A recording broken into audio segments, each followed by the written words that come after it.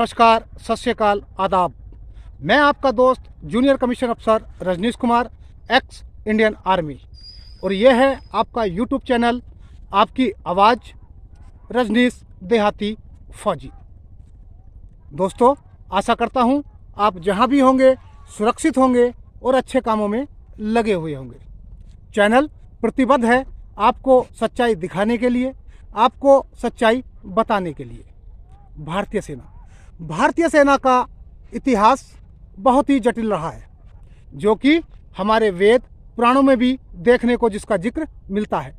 रामायण, महाभारत जैसे ग्रंथों में भी सेना के साहसिक और शौर्यवान कार्यों का जिक्र किया गया है। उस समय भी पैदल सेना, अश्व सेना, हाथियों पर चलने वाली सेना, रथों पर युद्ध करने वाली सेना का जिक्र देखने को मिलता है। RP alert, regular, mobility, young. भारतीय सेना की स्थापना 1 अप्रैल 1895 में ईस्ट इंडिया कंपनी द्वारा की गई थी। भारतीय सेना अपने अस्तित्व में 15 जनवरी 1949 को आई, जिसके प्रथम फील्ड मार्शल के.एम. करियप्पा साहब थे। दोस्तों, भारतीय सेना जानी जाती है अपनी कर्तव्य प्राणता के लिए, अपने साहसिक कार्यों के लिए, अपनी कर्तव्य निष्ठा और ईमानदारी के लिए। जब किसी भी सिविल ऑर्गेनाइजेशन के किसी कार्य में असमर्थ रहने की दशा में वहाँ पर भारतीय सेना को उतारा जाता है। अभी हाल ही में उदाहरण देता हूँ आपको मैं नोटबंदी का।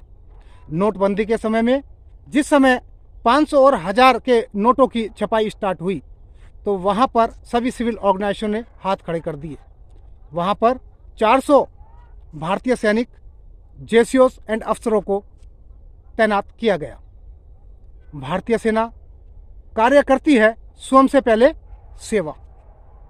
स्वयं से पहले सेवा मतलब भारतीय सेना अपने आप को न देखते हुए सबसे पहले प्योरिटी देती है देश की रक्षा के लिए, चाहे वो आंतरिक हो या बाह्य। आपने देखा होगा किसी भी प्राकृतिक आपदा में जब सभी ऑर्गेनाइजेशन फेल हो जाती हैं तो वहाँ उतारा जाता है भारतीय सेना को। लेकिन भारतीय सेना में आज फिर मैं आपसे बात करना चाहूँगा अग्निवीर के ऊपर ही। लास्ट में जो हमारी इस वीडियो का निचोड़ निकलेगा वो मुद्दा आएगा अग्निवीरों का। दोस्तों, आज की तारीख में विभिन्न एजेंसी बोलती हैं कि हम लगभग भारत के 80 करोड़ लोगों को मुफ्त राशन दे रहे हैं। जब हम उनको 80 करोड़ लोगों को मुफ्त राशन दे रहे हैं तो वो ना तो मध्यम वर्ग से हैं, ना ही मध्यम वर्ग से छोटे श्रेणी पर, वो सभी बिलो क्लास पुअर फैमिलीज हैं।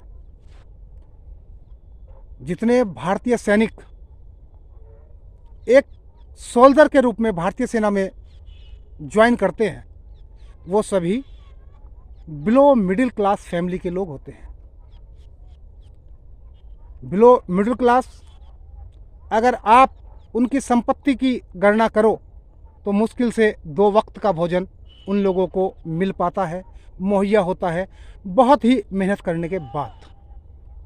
यदि हम बात करते हैं देशभक्ति की, यदि बात हम करते हैं नाम, नमक और निशान की, तो दोस्तों एक 18 साल से लेकर 20, 21, 22, 23, 24 साल का बच्चा जो कि अवोध होता है, 24 साल में तो वो अग्निवीर की सर्विस पूरी करने के बाद वापस लौट रहा है।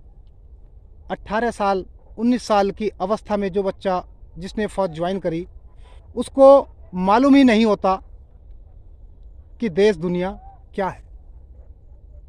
दोस्तों, देश के अंदर जितने भी मान्यगण नेतागण हैं, चाहे वो विधायक के लिए हों, चाहे वो एमपी पद के लिए हों, जब उनका पर्चा भराया जाता है तो उनसे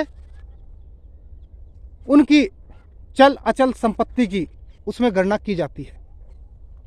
किसी की भी संपत्ति हजारों में नहीं, लाखों और करोड़ों में होती है। लाखों और करोड़ों की संपत्ति रखने वाला व्यक्ति जब उसको आवश्यकता है पेंशन और पेमेंट की, क्या वो देश की रक्षा के लिए नहीं गए? क्या वो भारत की जनता के हितों के बारे में नहीं सोच रहे? अगर हम ये बोलते हैं कि वो भारत के हर नागरिक के हित के बारे में नहीं सोचते, सिर्फ गए हैं अपने हित के बारे में, तो एक अग्निवीर जो सेना में नियुक्त किया जा रहा है, उसको ना पेंशन, ना सही से पे, ना अदर फैसिलिटीज़, लेकिन फिर भी वो अपने इस भारत माता पर अपना सर्वोच्च बलिदान देने के लिए प्रतिबद्ध है। ये एक सोचने का विषय है। जैसे मैं कुछ पंक्तियां आपके सामने बोल रहा हूं। हम वो दीवाने हैं जो ताज़ा हवा लेते हैं और खिड़कियां खोल के मौसम का मज़ा लेते हैं। बड़े कमज़र होते हैं ये ऊंचे मकानों वाले, हम गरीबों का तो सूरज भी छुपा लेते हैं। दोस्तों, एक अमीर व्यक्ति, एक धनवान व्यक्ति अगर एक पेट, एक डॉग पालता है, तो मेरे जैसा सामान्य व्यक्ति उसके कुत्ते को कुत्ता नहीं कह सकता। उसके कुत्तों को भी कॉल किया जाता है टॉमी कहकर। और वहीं पर एक गरीब आदमी अगर एक पेट, एक डॉग पाल लेता है, तो उसके पेट को कुत्ता ही बोला जाता है। इसका मतलब मेरा कुत्ता कुत्ता और तेरा कुत्ता टॉमी। अमीर की पत्नी हर किसी की दादी होती है और एक गरीब की पत्नी हर किसी की भाभी होती है। अगर अग्निवीर में उच्च परिवारों के बच्चे सम्मिलित होते, बड़े बड़े अधिकारियों के बच्चे सम्मिलित होते, बड़े बड़े राजनेताओं के बच्चे सम्मिलित होते, तो आज इस पॉलिसी को इस तरह से लॉन्च न किया जाता। एक सैनिक को सबसे बड़ा गर्व होता है जब वो सेना में अपनी सेवा देने के बाद अपने गांव घर में वापस आता है और उसको लोग बुलाते हैं, फौजी भाई आप कैसे हो। हम बात नाम नमक निशान की कर रहे हैं, लेकिन उस अग्निवीर से तो उसका नाम ही छीन लिया। उसको फौजी कॉल न करते हुए उसको नाम दिया गया अग्निवीर। क्या वो देश की प्रतिष्ठा के लिए प्रतिबद्ध नहीं है? क्या वो अगर बार कंडीशन आज लगती है तो क्या वो लड़ाई लड़ने के लिए प्रतिबद्ध नहीं है? क्या वो देश की आंतरिक सुरक्षा के लिए प्रतिबद्ध नहीं है? क्या वो अपना सर्वोच्च बलिदान देने के लिए प्रतिबद्ध नहीं है? अगर है तो फिर उसके साथ ये द्विपक्षीय नीति क्यों अपनाई गई?